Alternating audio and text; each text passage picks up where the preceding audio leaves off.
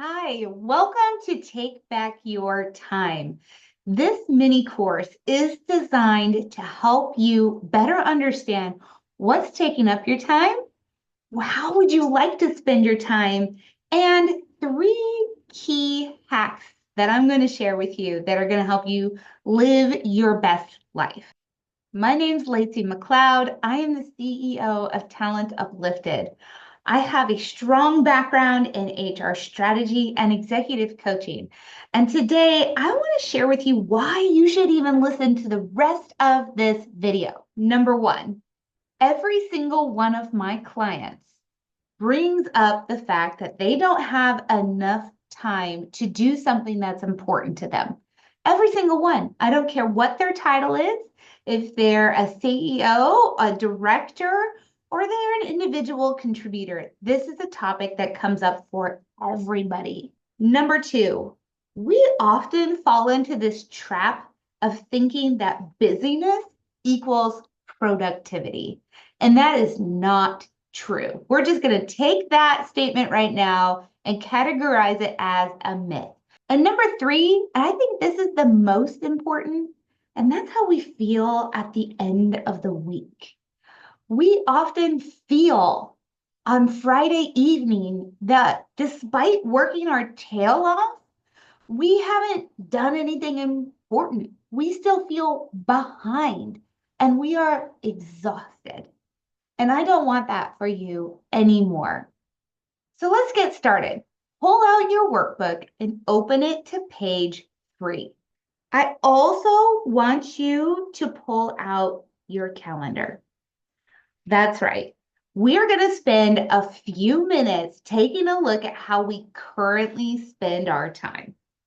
Now, at any point as I'm walking you through this, feel free to pause and take your time to do this reflection. All right, first step, I want you to write there on your worksheet in categories, what is taking up your time? Now, when I say categories, I don't want you to use categories that are so big, it's not meaningful. So don't be like, oh, family time, work time, right? Those are too broad. So you might break down family time into time spent taking the kids to their activities, time spent with spouse or partner, right? Break it down into some smaller categories so it's meaningful. You might do the same at work. Time spent on a certain project, time spent in one-on-one or team meetings, time spent going through email, returning phone calls, etc. So get those categories written down. It doesn't have to be in any particular order. I'm going to give you just a second. Again, feel free to pause if you need to while you complete this activity. All right, now that you have all of your categories written down, I want you to go back through them and I want you to put a star next to the categories that you're like, I absolutely want to keep that in my life. Now, be sure these are things that you feel like you have to keep in your life. These are things you truly want to keep in your life. So if running your kids around to all of their activities is not something you want to keep doing, do not put a star by it at this time.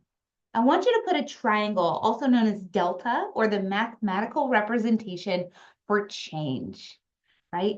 Put that triangle next to the items, the categories you'd like to see change.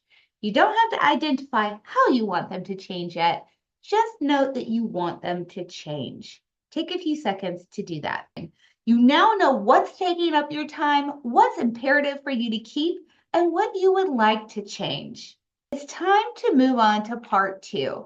You're going to want to click on the next video in your workbook. There's a QR code to help you get to it if that's easier, so that you can complete part 2, which is how do you want to spend your time?